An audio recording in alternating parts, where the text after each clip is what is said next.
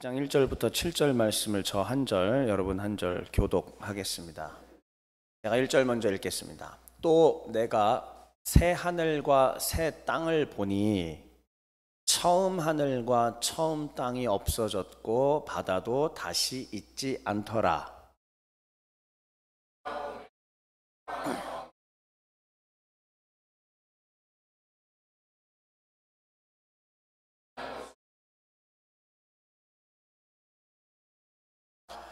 내가 들으니 보좌에서 큰 음성이 나서 이르되 보라, 하나님의 장막이 사람들과 함께 있음에 하나님이 그들과 함께 계시리니 그들은 하나님의 백성이 되고 하나님은 친히 그들과 함께 계셔서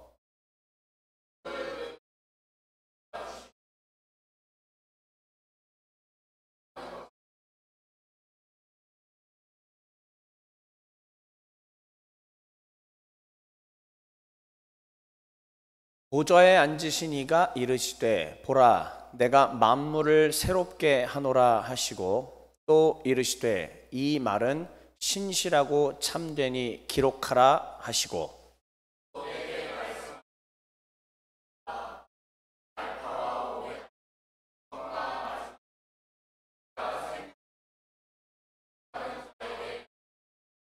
7절 함께 읽겠습니다. 이기는 자는 이것들을 상속으로 받으리라. 나는 그의 하나님이 되고 그는 내 아들이 되리라. 아멘. 요한계시록 이제 마지막 시간이고 오늘 제목 한번 같이 읽어보겠습니다. 시작. 성도는 이기는 자들이라오. 네, 좋습니다. 우리는 이런 순서로 말씀을 나누었습니다. 성도여 이것이 역사이니라. 요한계시록 시작하는 도입 부분에 하나님께서 역사 전체를 주관하시는 분이라는 얘기를 했고 또 두 갈래가 있다라는 얘기를 했었습니다. 이것을 문자적으로 해석할 것이냐 상징적으로 해석할 것이냐 이 이야기로 출발했습니다. 그래서 전천년주의가 있었고 또 무천년주의가 있었고 후천년주의도 있지만 그거는 뭐 거의 따르는 사람이 없기 때문에 이 크게 두 개가 있었다고 했고요. 그다음에 둘 다 존중합니다만은 저는 무천년주의로 요한계시록을 해석하고 있다고 미리 말씀을 드렸습니다. 그래서 지금 쭉 무천년주의의 입장으로 요한계시록을 해석해 온 것이었습니다. 6장이 되면서부터 드디어 인봉이 떼어지기 시작을 하고 그 인봉이 떼어지는 그 순간부터 쭉 16장까지의 진행되는 일련의 과정들은 전부 무엇을 얘기하냐면은 이 땅 가운데 우리가 그리스도인으로 살아내는 과정들, 이 땅에 그리스도인으로 살아내는 과정은 고난의 연속이고 그 고난은 당연하다라는 얘기였습니다. 고난이 당연하다. 그러나 우리는 어떻게 그 고난 앞에 맞서야 하는가? 전사가 되어서 맞서야 된다라고 이야기했습니다. 그래서 12장부터가 바로 그 유명한 제가 목에 힘을 주어서 여러 차례 얘기한 바로 붉은 용과 또 미가엘 군단들과 또 거기에 태어난 아들 교회를 또 빗대어 볼 수 있죠. 그러니까 이런 것들을 얘기하면서 결국은 그리스도 예수의 승리를 인하여서 우리가 그 승리를 누리지만 엄밀하게 말하면 이 땅 가운데서는 그 승리를 온전히 누리는 것이 불가능하다라는 얘기를 드린 겁니다. 계속 싸움의 연속이라는 얘기인 것이죠. 그러면서 13장, 14장, 13장은 특별히 짐승에 관한 얘기였습니다. 붉은 용이 있었고 그 붉은 용이 이 땅에서 하늘에서 패배하고 땅에 내려와서 붉은 용의 권세를 누구에게 줬죠? 기억하십니까? 붉은 용이 패배하고 내려와서 그의 모든 권세와 권능과 능력을 얘한테 줘요. 요 누구예요? 첫째 짐승이었습니다. 그렇죠? 첫째 짐승은 몇 뿔 짐승? 오케이, 좋습니다. 10뿔 짐승. 이러면 제가 뿌듯하죠. 보람되고 이 10뿔 짐승에게 그 권세를 더하여 줬고 그 10뿔 짐승은 결국 이 세상의 모든 권세와 권력이라고 얘기를 했었습니다. 그리고 그들을 종교화시켜서 사람들로 하여금 홀리고 열광하게 하고 결국은 하나님으로부터 떠나게 만드는 보조하는 짐승이 있었으니 그 짐승은 둘째 짐승이요 몇 뿔? 2뿔 가진 짐승이라고 했습니다. 네, 그래서 666에 대한 게마트리아의 얘기까지 했고 666은 결국은 특별한 것도 아니고 아모코드명이었다. 누구에 대한 아모코드명? 네론 케사르, 네로 황제의 이름을 숫자로 변형을 하면은 그냥 666이 나올 뿐입니다. 이걸 라틴어 계열로 네로 케사르라고 했을 때는 616이 나오고 616으로 된 사본이 덜어 발견되었다라는 얘기도 여러분들한테 말씀드렸습니다. 그래서 666이라는 자체는 신비한 것도 특별한 것도 아무것도 아니고 그냥 로마 황제의 이름을 숫자화해서 한 코드명일 뿐이었다. 그런 얘기였었습니다. 그러나 우리는 어쨌든 666을 즉 이 땅의 첫째 짐승의 권세를 따라갈 거냐 아니면 어린 양의 길을 따라갈 것이냐 선택하라는 것이 13장부터 14장의 이야기였고요. 그래서 17장은 뭐냐? 바벨론이 이제 패망한다라는 이야기가 출발하면서 성도들이여 이 고난은 당연하고 전사로 끝까지 싸우는 것도 당연하지만 그 마지막까지 최선을 다하여 신앙을 어떻게 해달라? 지켜달라는 그런 당부였었습니다. 그리고 오늘 마지막 시간인 21장까지도 어떤 이미지일까요? 이기는 자들, 이긴다라는 건 결국은 싸움, 파이팅, 싸움이죠. 싸움입니다. 그러니까 6장부터 시작돼서 진행되었던 모든 스토리들은 이 땅 가운데 그리스도를 따라가면서 찾아오는 고난이고 그 고난 속에서도 끝까지 주님을 부인하지 않고 예수 그리스도 어린 양의 길을 따라가는 사람들이 싸워내는 싸움 그리고 하나님이 승리하게 하신다라는 그 스토리인 것입니다. 이게 이번 2025년의 종회교회를 통하여 선포된 요한계시록에 대한 전체의 강론의 틀이었었습니다. 오늘은 나 요즘 한 번 들었는데 자꾸 두 번이 넘어가는지 모르겠습니다. 오늘은 이런 순서입니다. 요한계시록을 이제 정리를 해드릴 거고요. 그 다음에 요한계시록 오늘 본문을 살피고 마지막 이기는 자들이라오가 어떤 의미인지 보도록 하겠습니다. 자, 그러면 이제 보이시죠? 아래가 글씨가 좀 작긴 한데 보이시리라고 생각합니다.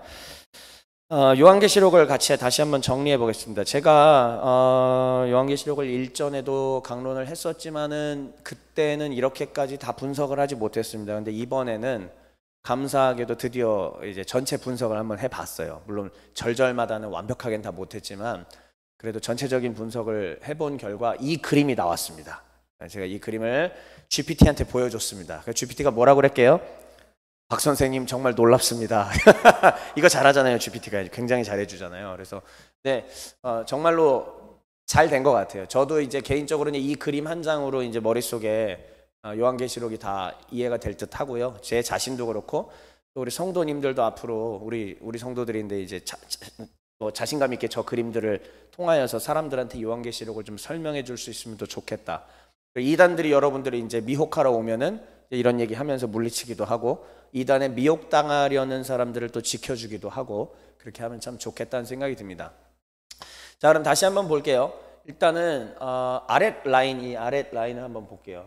그러면은 1장부터 3장에 지상교회라고 되어 있습니다. 이 에베소부터 시작해서 라오디게아 교회까지 소아시아 7개 교회에 대한 스토리인데 그 7개 교회는 결국은 이 땅에 있는 여러 유형의 교회들을 상징화한 것입니다.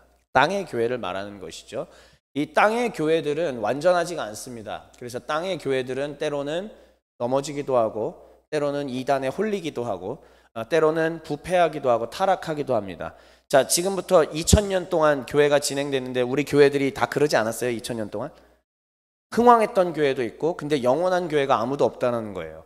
세월이 흘러가면서 그 교회들이 다운되기도 하고 교회가 무너지기도 하고 그러니까 우리 지상에 있는 여러 교회들은 계속 흔들릴 수밖에 없다. 그럼 그 이유가 이제 이후부터 쭉 설명해 가는 거였어요.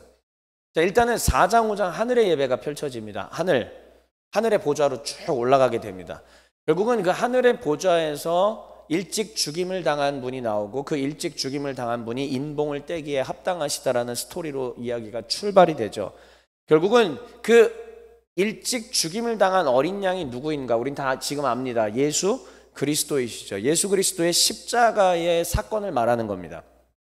그리스도의 십자가의 사건이 하나님의 진노를 풀어주었고 그리스도의 십자가가 그래서 하나님의 백성들의 등용문이 된 것이죠. 이게 말이 웃기긴 하지만 이런 거죠. 이전까지는 아무리 노력해도 하나님의 참다운 백성이 될 수가 없었습니다. 왜요? 죄로 가득 차 있으니까. 이 법적인 죄의 문제를 해결하지 않고서는 하나님 나라의 시민이 될 수가 없었습니다. 그런데 하나님 나라의 시민이 될 수 있는 길이 열린 것이죠. 죄를 씻는다라는 개념입니다. 법적인 죄를 씻어야 됩니다. 이 법적인 죄를 씻는 것은 오직 어디에서만 가능했느냐? 주 예수 그리스도의 십자가만 가능한 겁니다. 왜냐? 짐승의 피도 불완전하고 인간이 피 흘려봤자 그것은 하나님의 진노를 풀어줄 수가 없었습니다. 하나님의 진노를 풀어주기 위해서는 결국은 하나님밖엔 답이 없었습니다. 그런데 그 하나님께서 친히 인간이 되셔서 피를 흘려주셨습니다. 우리는 이것을 신비라고 이야기합니다. 이것이 기독교의 핵심이고 이것이 기독교 복음의 정수입니다. 하나님께서 죽음을 경험하시고 피를 흘리기 위하여 육신을 갖고 이 땅 가운데 오셨다. 우리는 이것을 인카르나티오, 성육신이라고 이야기하고, 결국 성육신 하신 그분이 이 땅 가운데 고난을 받으시다가 마침내 십자가에서 실제로 피 흘리고 죽임을 당하셨습니다. 하나님은 이것을 제사로 받아주신 겁니다. 그래서 예수의 피는 인간과 짐승의 피하고는 전혀 달리 완전하고 아름다워 나 여호와의 이 진노를 풀기에 합당하다. 그래서 길이 열리게 된 것입니다. 그 길이 열려서 이제는 이 길로 오는 자들에게는 시민권이 주어집니다. 그게 바울이 이야기한 무슨 시민권? 천국 시민권입니다. 이 천국 시민권을 받은 자들은 하나님 나라의 백성이 되는 것이죠. 자, 그러니까 하늘의 예배라고 하는 것은 무엇을 얘기하는 거냐? 바로 예수 그리스도의 십자가의 승리와 천국 백성들을 불러 모으시는 영광의 그 순간들을 묘사해 준 것입니다. 그래서 이거를 우리는 처음 오신 그 순간이라고 해서 초림으로, 그러니까 저는 여기 있는 앞에 있는 이 사람은 바로 하늘의 예배 4장 5장 사건을 그리스도의 초림의 십자가의 승리로 보는 겁니다. 저는 그렇게 해석을 하고 있고요. 그러면 그리스도의 십자가의 승리를 이후에 인류의 역사는 어떻게 되냐? 지금까지 약 2000년 됐으니까 그냥 2000년의 역사를 보죠. 이 2000년의 역사 동안 십자군 전쟁도 있었고, 2000년의 역사 동안 기독교 대박해도 있었고, 기독교가 국교가 되어 로마에서 흥왕하다가 타락하는 모습도 있었고, 별놈의 모습들이 다 있었습니다. 한국교회는 기독교 140년입니다. 처음에 들어왔을 때 엄청나게 흥왕하다가 일제시대가 되면서 박해가 이루어졌고, 그 다음에 공산당이 쳐들어와 6.25가 되면서 그때도 여전히 박해가 되었습니다. 자, 정전협정이 일어나고 난 이후에 그 다음부터 이제 한국 교회가 오히려 국가를 살리는데 크게 힘쓰고 또 거기에 큰 원동력이 되었죠. 결국은 그 영향 때문에 한국 교회는 대한민국의 거대한 정신적 지주가 되었고 1960년대, 70년대, 80년대 때까지 전 세계 그 어디에도 유례 없는 고속 성장을 이루게 되었습니다. 그래서 수많은 인파들이 모이게 되고 수많은 인파들이 주님을 예배하고 찬양하고 교회를 세우는 기적들이 일어났죠. 1990년대까지 이루어집니다. 근데 제가 지난주에도 얘기했죠. 1995년 이후로 분명히 우리 한국에서도 영적인 것들이 무너지기 시작을 합니다. 교회는 커졌고 건물도 커졌고 많은 사람들이 모이고 그 다음에 여러 사람들이 기독교 연합 집회를 이루면서 그런 것들을 하긴 하지만 정작 세월이 흘러가며 오히려 고난받고 박해받았던 시대의 순수함과 말씀대로 하려고 하는 노력과 정말 예수 그리스도의 십자가를 지고 살려고 하는 것들이 서서히 희박해지고 옅어지게 된 것입니다. 1990년 후반 이후로 지금 2025년까지 약 30년, 이 30년은 한 세대라고 이야기합니다. 지난 한 세대 동안 우리는 한국 개신교회가 어떻게 무너져 내려가는지 보았습니다. 자, 140년의 한국교회 역사도 이렇게 올라갔다가 내려갔다가 롤러코스터 같이 굴곡이 있는데 하물며 2000년의 세계교회 역사는 어떨까요? 그리고 교회가 우리 개신교회만 있었습니까? 갈라지기 이전에 그리스도 교회가 있었고 그 다음 로마 가톨릭 교회가 있고 또 정교회가 오르소독스라고 하는 정교회도 있습니다. 우리는 정교회에 대해서 전혀 모르지만 정교회도 있고요. 영국의 성공회도 있고 그리고 우리 개신교회도 있습니다. 그러니까 전 세계에 수많은 교회들이 있는데 이 교회들이 이렇게 올라갈 때도 있고 떨어질 때도 있고 이상해질 때도 있고 또 나름 부흥하고 흥왕할 때도 있고 1년에 이런 과정들을 다 7인봉, 7나팔 그리고 7대접으로 묘사해 준 것입니다. 상징적인 언어들로 우리가 바로 그리스도 안에서 교회로서 살아가는 데는 이러한 일련의 과정들을 거칠 수밖에 없다. 때로는 하나님께 심판받기도 하고 칭찬받기도 하고 된다라는 것을 6장부터 16장까지 그리고 17, 18에 이어서 그것들을 가르쳐 준 것이죠. 가운데에 짐승 vs 성도가 있습니다. 결국은 이 2000년의 역사 동안 우리는 늘 성도로서 살아갔지만은 항상 누구와 싸워야 됐다? 짐승과 싸워야 됐다라는 것이죠. 첫째 짐승, 둘째 짐승을 말하는 거고 그들에게 권세를 준 본체는 누구예요? 붉은 용이죠. 결국은 이 세력과 우리는 끊임없이 싸우게 되었다라는 것이고요. 그런데 17장, 지난 시간입니다. 17, 18장에 이르러서 비로소 하나님의 최종적인 선언이 서서히 다가오게 된 것입니다. 그것이 무엇이냐? 나를 대적하던 모든 죄악의 세력들, 우리는 그걸 바벨론이라고 이야기하는데, 그 바벨론의 세력은 어떻게 된다? 네, 무너진다, 이 말이에요. 그래서 이게 전부가 다 교회 시대라는 겁니다. 2025년 현재 우리는 어디쯤 살아가고 있는지 아무도 모릅니다. 언제 하나님께서 바벨론이 패망했다라고 선언하실지도 아무도 알 수가 없습니다. 그 때와 시에 대하여 우리가 관심 가져서도 안 되고 아무리 노력해도 알 수가 없으며, 그 누가 계시를 받았다고 해도 그 말을 들어서는 안 됩니다. 이것은 오직 하나님께만 해당하는 것이고 알지 못하게 도적과 같이 그날이 임하게 될 것이라고 믿습니다. 그러므로 우리는 그냥 우리의 자리에서 충성을 다하여 짐승의 세력과 싸우며 살아가면 될 뿐입니다. 언제까지? 바벨론 심판이 선언될 때까지. 그럼 바벨론의 심판이 언젠가 되겠죠? 그때가 2500년일지 3000년일지 4000년일지 저는 아무것도 모르겠습니다. 그러나 언젠간 그때가 오리라고 믿는 것이 우리 개신교 신자들의 신앙이죠. 그러면은 주님께서 다시 오신다라는 게 결국 뭐냐? 재림이고요. 4장 5장에서 하늘의 예배, 하늘 성소에서 하나님의 보좌에 앉으신 우리 하나님 앞에서 이야기로 출발을 했는데 19장에서 다시 한번 그 하늘이 펼쳐집니다. 그러니까 하늘과 하늘 사이에 역사가 있었던 겁니다. 그러면 이 19장에 등장한 하늘은 뭘까요? 이제 때가 되었다라는 얘기입니다. 무슨 때가요? 내려가실 때가 되었다는 거죠. 누가요? 예, 우리 아까 기도자께서 마지막에 천상왕 예수 그리스도의 이름으로 기도했습니다라고 했잖아요. 천상의 왕으로 즉위하시고 통치하고 계시는 그분 예수 그리스도께서 내려오실 때가 됐다라는 이야기입니다.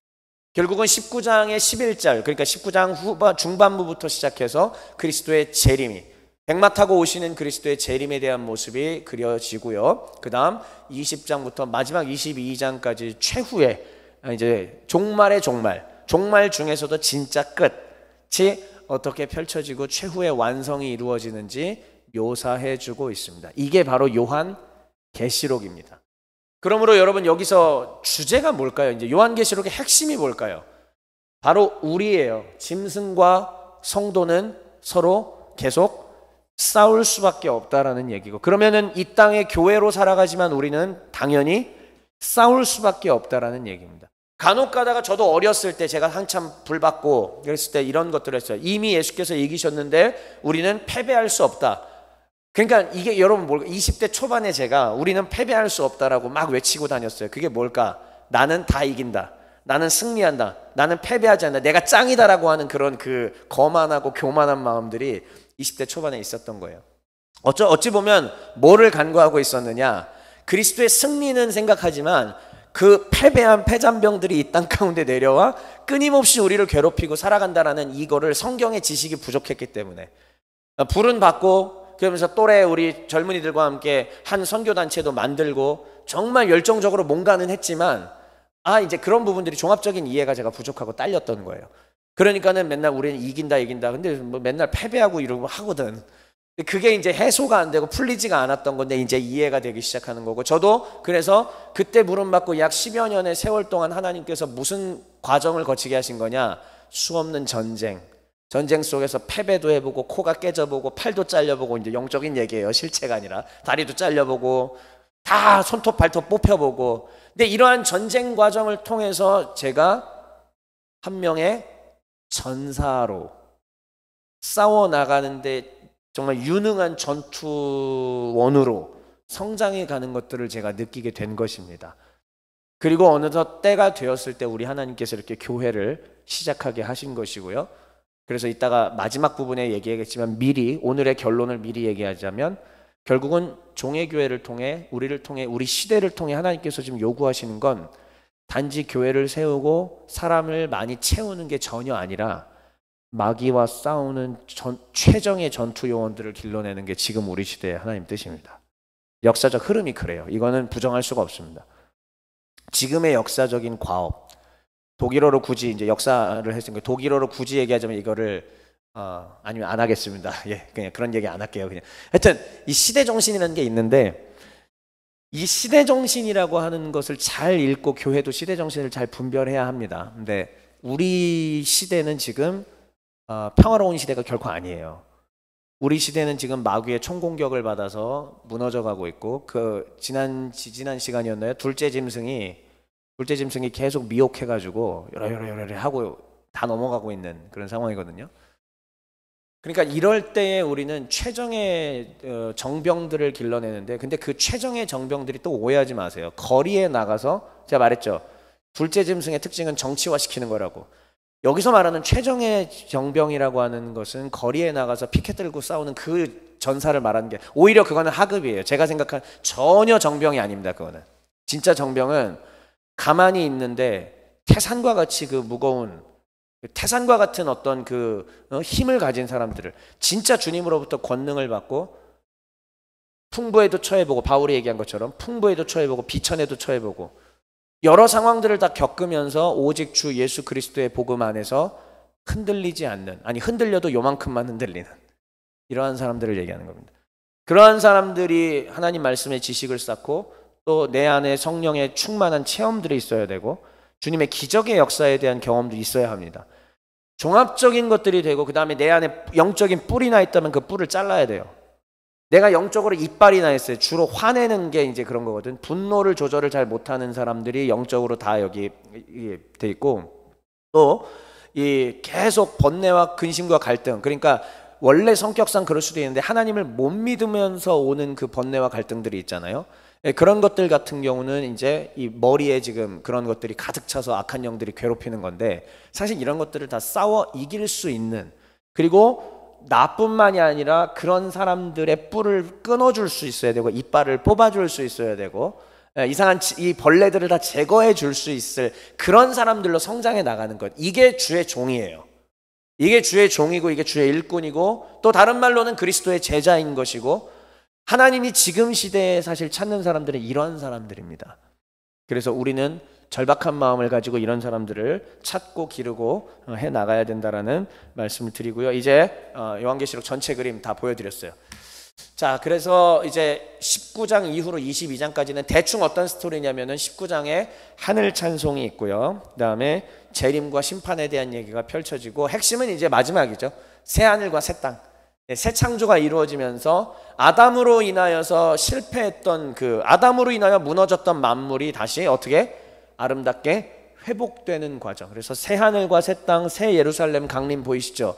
유독 저기만 빨간색으로 되어 있네요. 왜일까요? 오늘 본문이 여기에 해당하기 때문입니다. 됐습니다. 자세한 자료는 여러분들 셀 모임 때 또 이렇게 함께 보시고 읽으시면서 하고, 이제 본문 들어갈게요. 자, 21장입니다. 새 하늘과 새 땅이 드디어 펼쳐지는 장면은 요한계시록은 22장까지 있죠. 마지막 바로 전장입니다. 다 왔어요. 성경 전체의 끝입니다. 이제 모든 전투, 모든 싸움들이 다 끝나가고 우리 하나님께서 이렇게 얘기를 하십니다. 같이 읽을게요. 시작.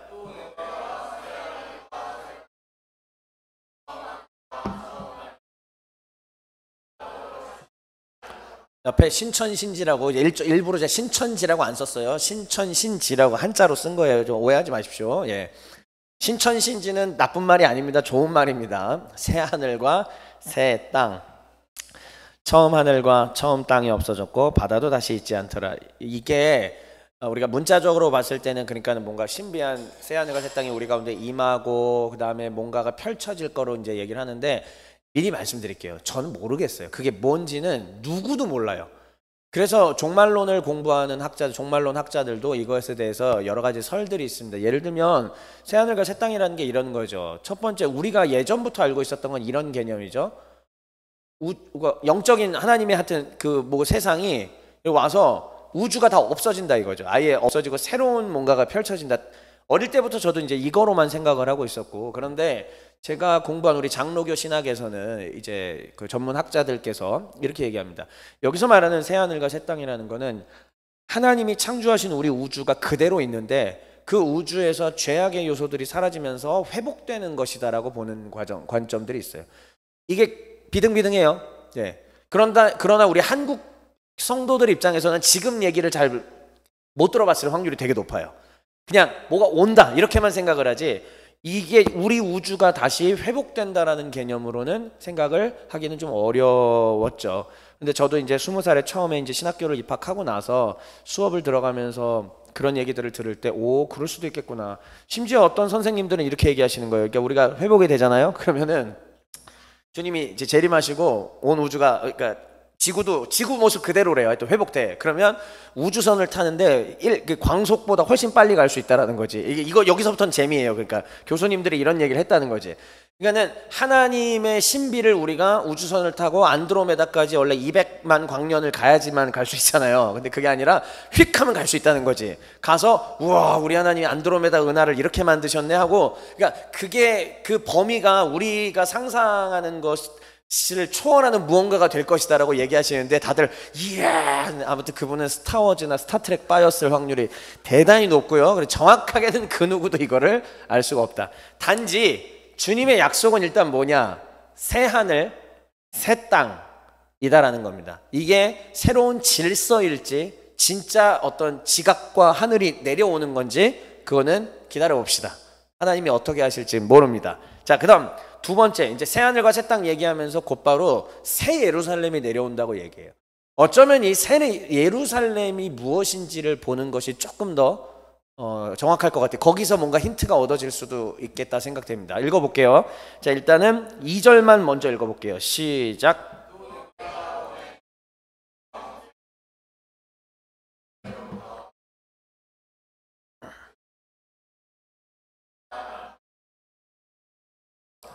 자, 이제부터 이 묘사가 참 중요합니다. 이제 거룩한 성 새 예루살렘.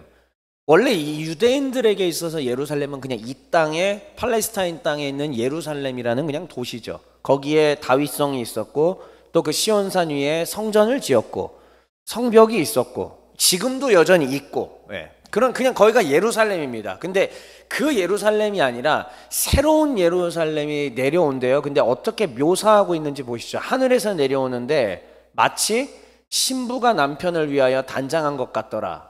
형상이, 그러니까 누구의 형상? 무슨 형상? 신부의 형상이죠. 그러니까 새 예루살렘이라고 하는 것이 우리가 너무 물리적으로 생각하지 않아도 되겠다라는 것을 여기서 좀 생각해 볼 수도 있을 것 같아요. 신부의 형상이라고 하니까는 애당초 좀 이상하잖아요, 그게. 그러니까는 새 예루살렘을 그러나 신부의 형상이라고 얘기한다라는 것은 그건 뭐냐? 신랑 되신 예수 그리스도와 신부가 누구였어요? 바로 전전장의 19장에 나오거든요. 이 신랑과 신부가. 어린 양의 혼인잔치가 19장에 나와요. 그러니까 21장인데 바로 얼마 앞에서 신부 얘기를 했어요, 이미. 그러면 그 신부는 누구인가? 성도들입니다. 교회예요. 그러니까는 하나님의 거룩한 백성들, 이마에 짐승의 표를 받지 않았던 사람들, 짐승에게 복속하지 않았던 사람들, 그리고 12장부터 쭉 살펴본 바 피 흘리기까지 싸웠던 사람들, 싸운 사람들. 그 사람들을 가리켜서 바로 신부라고 얘기하는 거고, 새 예루살렘은 어쩌면 신부이다, 즉 교회를 상징하는 거예요. 그러니까 물리적인 새 예루살렘일 수도 있어요. 여전히 그럴 가능성이 있습니다. 그런데 더 근본적으로 새 예루살렘이 무엇인가로 생각할 땐 신랑 되신 예수 그리스도의 영광을 함께 누리는 주의 백성들인 교회들이다. 이렇게 이해하는 것이 훨씬 더 일단 건강한 우리 요한계시록의 해석이고 관점이다. 자, 그러면 그럼에도 불구하고 여전히 이 장면의 묘사를 좀 더 따라가 보겠습니다. 3절, 내가 들으니 보좌에서 큰 음성이 나서 이르되. 자, 보좌라는 거 여러분 좀 기억해 보시죠. 맨 처음에 우리가 4장 5장 하늘의 예배부터 이 모든 것들이 시작이 됐어요. 자, 하늘의 예배 처소에 올라갔을 때에 거기에 보좌가 있었고 보좌에 앉으신 이가 있다고 나옵니다. 보좌에 앉으신 이가 누구예요? 예수님 아닙니다. 다시 생각해 보세요. 보좌에 앉으신 이, 성부 하나님이십니다. 그러니까 요한계시록은 보좌에 앉으신 이와 어린 양이라고 둘이 항상 같이 나와요. 아시요? 보좌에 앉으신 이와 어린 양께. 그러니까 우리가 뭐 비전 찬양을 드리고 이런 찬양을 드릴 때도 잘 한번 생각해 보세요. 보좌에 앉으신 이와 그리고 그의 어린 양이에요. 그의 어린 양 예수 이렇게 돼 있죠. 보좌에 앉으신 이는 성부 하나님이고 그 성부 하나님의 아들로서 예수께서 이 땅 가운데 어린 양으로 하셨다는 얘기죠. 그러면 보좌에 앉으신 이는 하나님이시고 그 하나님으로부터 큰 음성이 이렇게 나오는 것입니다. 네모 박스에 있는 거 여러분들이 읽어볼게요. 시작.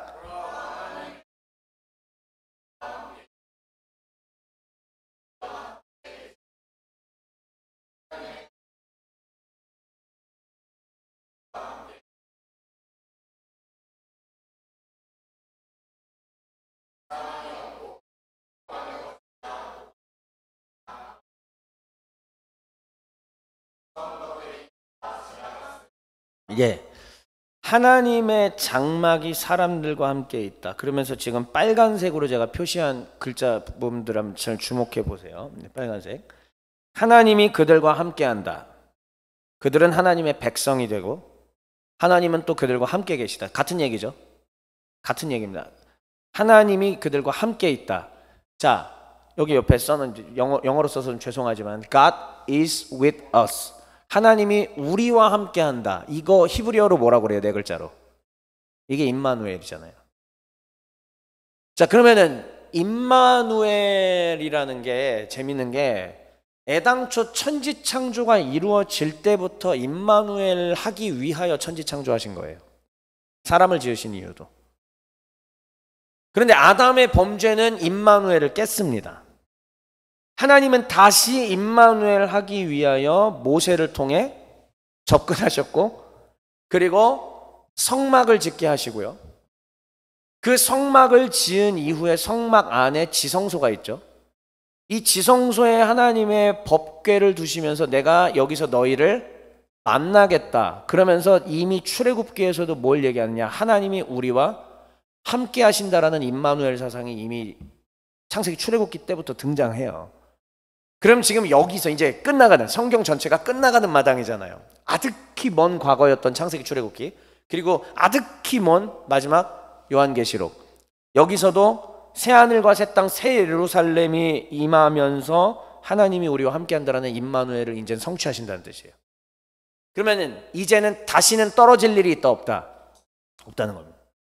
그리스도 예수의 다시 오심과 더불어서 하나님의 임마누엘이 완전히 성취된다라는 것을 말하는 겁니다. 이게 하나님이 우리를 향하신 사랑입니다. 우리를 자녀로 부르시고 구원하셨다라는 얘기는 내가 너와 함께 할 거다. 안 떨어지고 끝까지. 외로웠냐? 고독했느냐? 슬펐느냐? 남몰래 방에서 울고 있었느냐? 내가 너와 함께 한다. 지금 이 땅 가운데는 네가 전투하느라고 고독하기도 하고 외롭기도 하고 하겠지만 끝까지 견디고 내 아들 예수 그리스도의 귀한 자녀로 있어 봐라. 그럼 최후의 최후는 어떻게 하겠다? 모든 눈물을 그 눈에서 닦아주시겠다는 겁니다. 그러니까 눈물을 닦아주면 또 흘리고 또 닦아주고 그게 아니고 이제는 눈물 흘릴 일이 없다라는 얘기죠.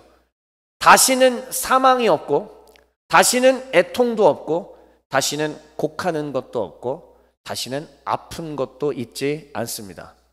김윤호 성도님, 다시는 아픈 게 없을 겁니다. 그러므로 우리의 생명을 걷어가실 때까지 끝까지 누구의 종으로 사셔야 돼요? 주님의 종으로 사셔야 됩니다. 싸워 나가야 돼요. 어쩔 수 없습니다. 아시겠죠? 이거예요. 자, 그러면서 결국은 주님이 이렇게 하나님이 보좌 위에서 큰 음성이 들리면서 이렇게 하겠다. 사실 선언이죠. 이미 이렇게 되었다라는 얘기입니다. 우리는 이 선언이 우리에게 미래이지만 하나님에게 있어서는 이 미래가 곧 현재예요. 하나님 시간을 초월하시니까.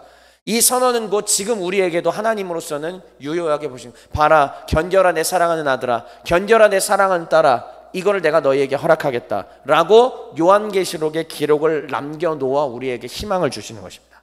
그러니까 요한계시록이 무서운 책이에요? 아니에요. 희망의 책이에요. 5절부터 7절입니다. 이제 시작.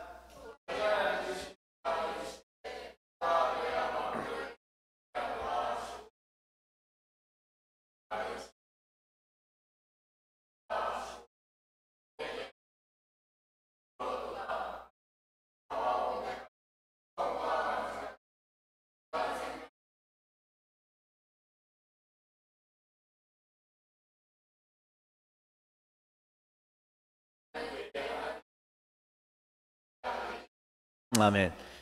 자, 만물을 새롭게 하노라. 예, 새 하늘과 새 땅, 새 예루살렘이 이미 위에서 다 받고 다시 한번 주님의 최종적인 선언입니다.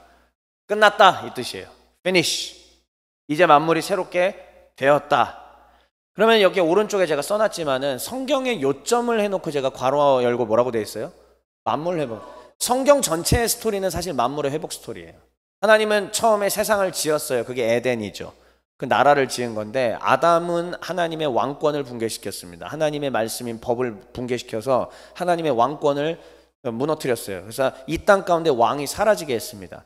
그 대가가 뭐예요? 아담과 하와 가운데 죽음이 임하게 되었고 그 다음에 이 땅 가운데도 진노와 저주가 임하여 가시덤불과 엉겅퀴가 나기 시작한 겁니다. 가시덤불과 엉겅퀴가 났다라고 하는 것은 바로 이 땅, 이 피조물 만물도 함께 하나님의 진노의 영향권에 왔다라는 것을 증거하는 것입니다.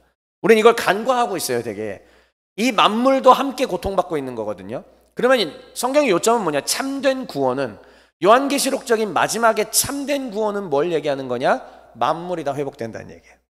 그러니까는 이제 저희 같은 장로교 신학자들은 이 최종적인 그 재림으로 인한 새 예루살렘이 회복이 우주가 다시 회복되고 지구가 다시 회복되는 그런 걸로 얘기하는데, 다시 한번 얘기하지만은 그거는 아무도 알 길은 없다 이렇게 얘기하는 겁니다. 아무튼 성경의 요점은 이와 같이 만물의 회복인데, 이제 끝나기 직전, 성경 끝나기 직전에 보라 내가 만물을 새롭게 하노라, 하나님의 선언이 있었습니다.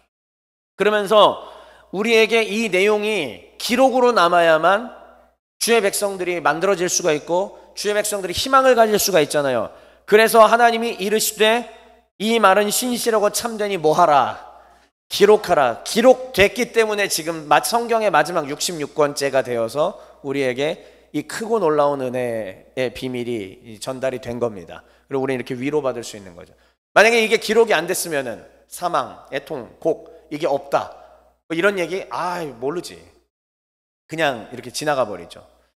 자, 그러면서 주의 마지막 말씀이 뭐냐면 누가 주의 자녀인가 이거였어요. 사실은 진짜 주의 자녀, 그러니까 이 영광을 받아갈 자가 누구인가. 이미 이 마지막 때 이런 일이 일어날 거라는 것은 확실한 얘기지만, 그래서 다시 한번 주님께서 얘기하시는 거예요. 견뎌라. 끝까지 견뎌라. 지금 요한계시록을 읽고 있는 1세기의 독자들이여 견뎌라. 그 다음 21세기의 독자들이여 견뎌라. 끝까지. 나는 알파와 오메가다. 알파는 기억, 오메가는 히읗으로 이해하시면 됩니다. 그러니까 나는 기억부터 히읗이다. 나는 A부터 Z이다. 나는 알파와 오메가이다. 나는 그러니까 시작과 끝이다. 모든 역사의 시작과 끝이다. 이 강론의 첫 번째 제목이 뭐였죠? 성도여 이것이 역사이니라. 예, 하나님은 역사의 알파요 역사의 오메가가 되어주십니다. 내가 생명수 샘물을 목마른 자에게 값없이 주겠다. 본래 그렇게 지으셨어요. 창세기 묘사 한번 볼까요? 에덴 동산에서 뭐가 흘러간다고 얘기했습니까? 에덴 동산이 중심이 되어서 거기로부터 4개의 강이 흘러간다라고 창세기가 묘사하고 있지 않아요? 유브라데 강, 히데겔, 또 기억이 안 나냐, 또 다른 것들은 있어요. 까먹었어요. 아무튼 이 네 개의 강이 여기서 발원지가 돼서 흘러간다라고 창세기가 얘기하고 있지 않습니까? 그러니까 사실상 원래 하나님이 지으셨던 에덴 동산은 뭐냐? 생명수 샘물이 샘솟는 곳이었어요. 그래서 온 열방으로 뻗어나가던 그러한 장소를 얘기하는 것이었습니다. 그런데 그게 아담으로 인하여 어떻게 되었다? 에덴에서 추방됐으니까 이 땅 가운데는 생명수 샘물이 공급되지 않았던 상태였죠. 그러나 하나님이 보내신 예언자인 에스겔을 통하여, 에스겔 마지막 40장 이후에 성전 환상을 보면서 마지막 47장에서 에스겔이 어떻게 얘기하고 있습니까? 내가 봤는데 성전이 새롭게 지어졌는데 성전의 중심에서 뭐가 나오기 시작하더라? 물이 흘러나오기 시작하더라. 그 물이 흘러서 동쪽 문으로 흘러나가는데 물이 닿는 곳마다 어떻게 되더라? 갑자기 나무가 자라고 풀이 돋아지고 죽어있던 땅이었는데 거기가 새롭게 회복되는 게 보인다. 그리고 그 물이 최종적으로 어디로 올라가느냐? 데드시, 사해로 올라가는데 그 사해에 있던 것들이 완전히 생명력이 있는 곳으로 바뀌어지더라. 이게 에스겔이 47장에서 말하는 본 환상이에요. 그 성전에 새롭게 물이 흘러서 회복시킨다는 환상이 어디에서 응하는 것이냐면 우리 주님 재림 때 이루어진다는 얘기예요. 생명수 샘물을 이제는 어떻게 하겠다? 값없이 목마른 자에게 다 주겠다. 근데 완성되기 이전에 이미 2000년 전에 이 일을 누가 하셨느냐? 예수께서 이 땅 가운데 오셔서 하신 것이죠. 주님께서 친히 이 얘기 하시지 않았어요? 목마른 자들은 누구나 다 내게로 와서 마시라. 다 지금 통하지 않습니까? 에덴에서의 발원지. 근데 그게 끊어졌어. 에스겔이 성전 환상을 봐서 이제 물이 흘러나올 거래. 근데 실제로 에스겔 이후에 몇백 년 뒤에 하나님께서 아들 예수를 보내셨어요. 예수 그리스도께서 이 땅 가운데 목마른 자들은 누구나 다 내게로 와라 마시게 하리라. 목만 죽여주셨습니까? 오병이어를 통해서 밥도 주셨어요. 근데 그게 그거로 끝입니까? 실제 육신에 먹을 거로 끝난 겁니까? 아니요. 영을 살리시겠다라는 얘기죠. 하나님의 거룩한 자녀가 되게 하겠다라는 하나님의 놀라운 은혜의 선포였던 것입니다. 그리고 그게 요한계시록 마지막 때에 성취된다라는 하나님의 약속. 그러면서 이 것들을 상속으로 받을 자 누구인가? 결국은 상속자, 누가 자녀인가? 이기는 자. 이기는 자입니다. 제가 아무 손댄 거 없어요. 보세요. 누가 이걸 상속으로 받으리라? 네, 이기는 자는 상속으로 받게 될 것이다. 그러므로 이긴다라는 건 뭘까요? 이 붉은 용의 세력과 싸워 이기고 피하지 않고 끝까지 신앙 지키는 사람들. 교회 다니다가 믿음이 옅어지고 떠나가는 분들 있잖아요. 안타깝지만 그냥 현상만 얘기하겠습니다. 그들이 돌아오길 바라지만 일단 그 현상 진 겁니다. 진 거예요. 그래서 교회는 어떻게 해야 되느냐? 끝까지 이기는 자가 되도록 서로를 독려하고, 그리고 독려만 받고 그냥 있으면 안 돼. 자기 자신도 스스로 이기기 위하여 무언가 노력하지 않으면 붉은 용의 패잔병들이라도 생각보다 강력하다. 제가 지난 시간도 했잖아요. 바벨론은 생각보다 세다고 얘기하지 않았습니까? 그게 지난주 메시지였잖아요. 아무튼 그래서 나는 그의 하나님이 되고 그는 내 아들이 되리라. 정말 위대한 우리 하나님이 성경을 다 요약해 주시는 선언이었습니다. 그래서 성도는 이기는 자들이라오. 우리의 싸움 대상은 이렇게 외부와 내부로 나눠지게 됩니다. 우리의 싸움의 대상 외부, 일단 딱 두 개만 갖고 왔습니다. 에베소서와 요한계시록 둘만 갖고 왔습니다.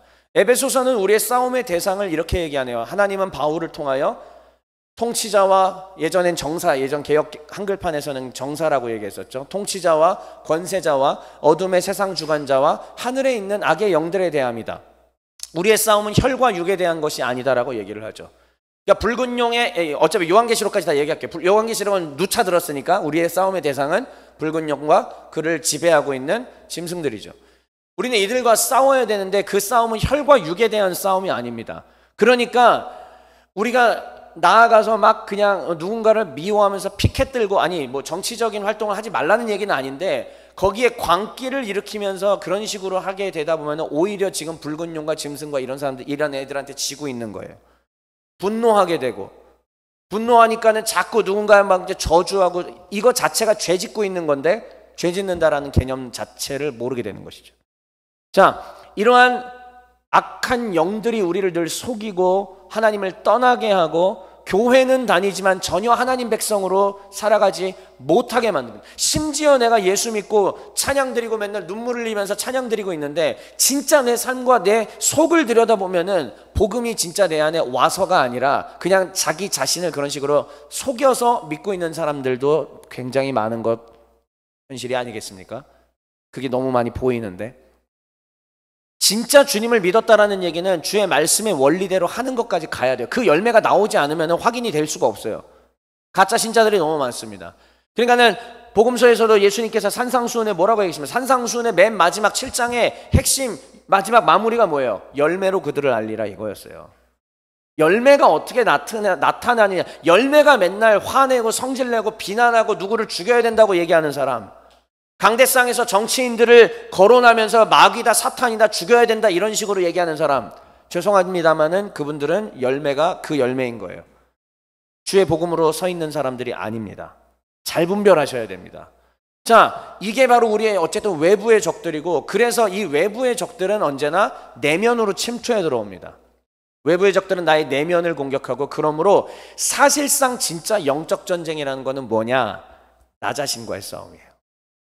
자꾸 영적 전쟁을 외부의 누군가들을 악마로 만들고 그들과 싸우려고 하지 마십시오. 진짜 영적 전쟁은 누구와 싸움이다? 내 자신. 그를 저주하고 있는 내 자신, 비난하고 있는 내 자신, 용서 못하고 있는 내 자신, 사랑하지 못하고 있는 내 자신, 높아지려고 하는 내 자신. 왜? 외부에서 우리를 높아지라고 계속 부추기거든요. 그러면 그거를 싸워 이겨내야 되는 거예요. 이게 다 영적 싸움들이고 영적 전쟁이고 그런 것들입니다. 그래서 끝까지 이기는 자들이 주의 백성으로 설 수 있다. 이게 하나님이 오늘 우리에게 주시는 메시지입니다. 그래서 마지막 싸움의 방법까지 얘기합니다. 저는 이미 이것을 2008년도에 이 원리와 비법을 하나님께서 가르쳐 주셨어요. 그래서 이미 그때부터 저한테 너는 이제 네가 목사로 나중에 준비돼서, 아직 목사 되기도 한참 전이니까 2008년이면 목사가 되고 난 다음에 이제 너에게 맡겨준 영혼들에게 네가 할 일은 뭐냐? 마귀와 싸워 이기는 사람들 길러내는 것이다. 이미 그때 하나님께서 뚜렷하게 얘기해 주셨습니다. 10여 년 전에. 그러기 위해서 사랑하는 내 아들 박재엽, 나는 너를 굴릴 거다. 일단은 병사들을 훈련시켜야 되는데 장교인 네가 마귀를 못 이기고, 장교인 네가 이것들을 똑바로 못하는데 뭘 할 수 있겠느냐? 덜덜덜덜 떨려오기 시작했습니다. 그리고 그때부터 하나님의 훈련들이 시작됐죠. 2008년이라고 얘기하지 않았습니까? 2008년이 바로 제가 하루에 10시간씩 기도하던 때예요. 지금은 그렇게 못합니다. 절대 못합니다. 그거는 그때 특별한 시기였고, 그래서 한 2년 몇 개월 정도 됐거든요. 그렇게 했던 시기가 정말 죽을 것 같이 힘들었습니다. 근데 여러분, 우리가 영원히 훈련소, 영원히 군대에서 살려고 그러면 못 살잖아요. 똑같아요. 그거예요. 영원히는 못 살거든요. 그러니까 저한테도 하나님이 2, 3년의 시간 동안에 바짝 당겨가지고 하루에 10시간, 12시간, 13시간까지 기도를 시키는 거예요. 죽을 것 같습니다. 근데 그렇게 기도를 해보니까는 뭐가 되느냐? 좀 말씀 많이 드렸잖아요. 그때 되면은 약간 이게 교만해지는 병이 걸릴 수도 있어요. 하나님 이렇게 하셔야 됩니다. 그러면 그 일이 일어나고, 하나님 이렇게 좀 막아주십시오. 그러면 갑자기 막아지고, 하나님 나타나게 해주십시오. 그러면 나타나고 그랬었어요. 근데 그게 영원하지 않습니다.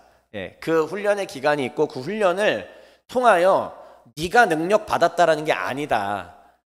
네가 마귀와 싸워 이기는 사람들을 길러내기 위하여 이 훈련을 받는 것이고, 또 사람들로 하여금 그렇게 기도하게 해야 되는 것이다. 이걸 주님이 가르쳐 주신 거죠. 그러면서 이건 내가 주는 거지 건방지게 굴지 말아라 박지엽, 이렇게 하나님이 늘 가르쳐 주십니다. 건방지지 말아라. 네 게 아니다. 기도 훈련을 그렇게 받기 시작하고, 말씀의 훈련도 그때부터 시작해서 제가 지속적으로, 최근까지도 제가 학위 과정 하면서 얼마나 지독하게 훈련을 했습니까? 그래서 성경 말씀을 붙들고 진짜 말씀 안에서 회복하고 말씀 안에서 싸우는 것들을 하나님께서 가르쳐 주시고 훈련시켜 주셨고요. 그 다음 성결입니다.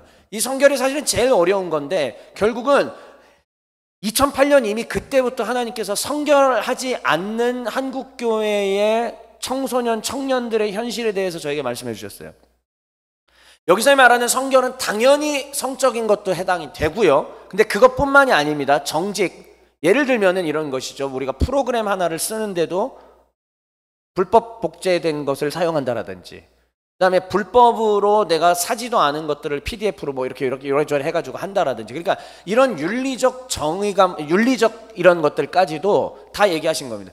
결국은 왜 우리에게 어느 순간부터 교회가 힘을 잃었느냐? 교회가 말씀 있어요. 많이 읽죠. 또 성경 막 이렇게 필사 이런 운동도 얼마나 많이 합니까? 그런데 그 말씀이 여기에 오지가 않아서고요.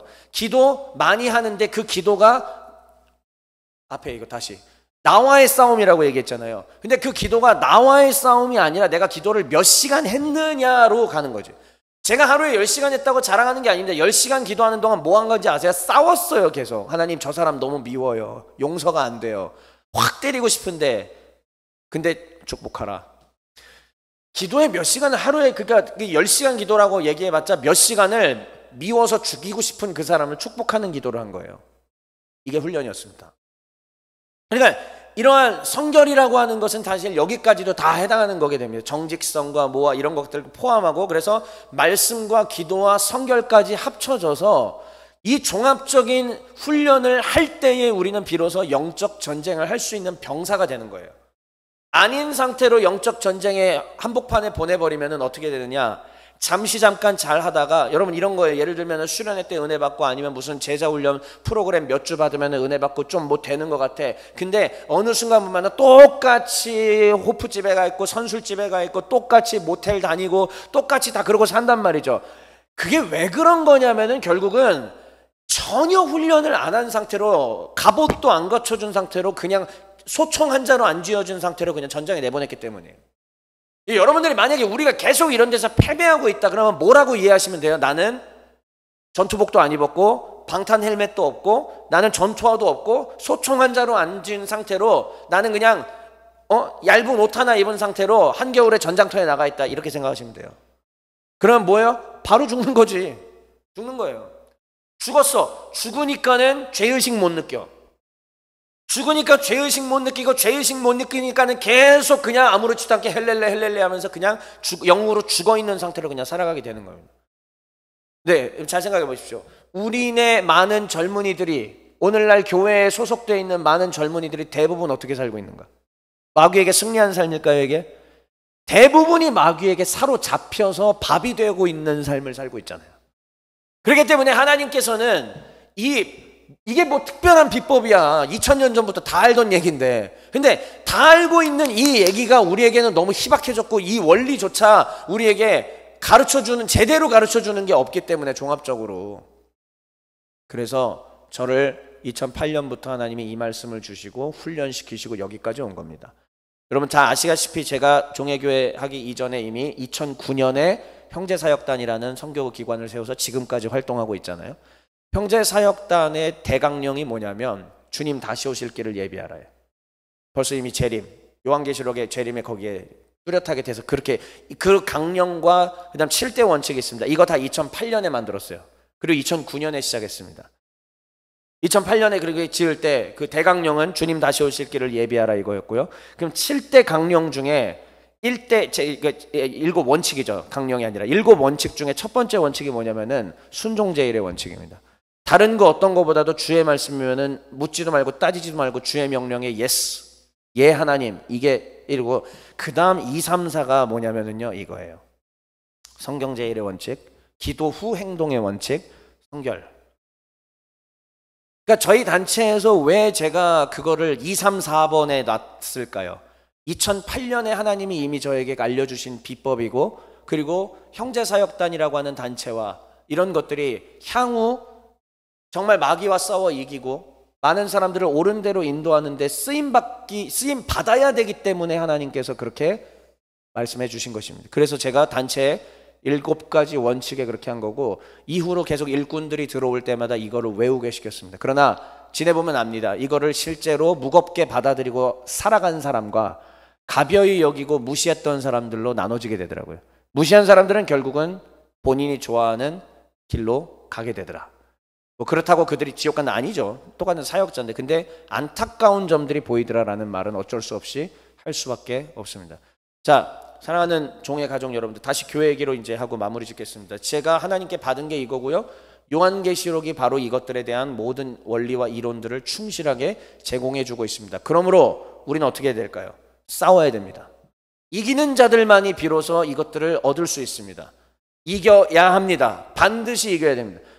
그리스도를 믿기로 결심한 순간부터 우리에게 평안은 없습니다. 진짜 평안, 이 땅 가운데 잠깐 누릴 수 있지만 참된 평안은 주님 품에 가는 것밖에 없습니다. 이 땅 가운데 우리는 반드시 전사로 싸워야 됩니다. 승리해야 되고요. 우리는 짐승의 표를 받지 않기 위하여 발버둥 쳐야 되고, 이전으로 돌아가고 싶으시면 지금이라도 돌아가셔도 됩니다. 그러나 당신의 영혼을 제가 책임질 수는 없습니다. 진짜 이것들을 상속으로 받을 사람들은 누구인가? 싸워서 피 흘리기까지 싸우고 끝까지 어린 양의 길을 따라가는 사람들만이 그 영광을 얻을 수 있음을 믿는 여러분 되시길 주의 이름으로 축원합니다. 메시지 읽고 마칩시다. 시작. 오 주님, 싸움을 피할 수는 없겠군요. 피할 수 없다면 이기게 하옵소서.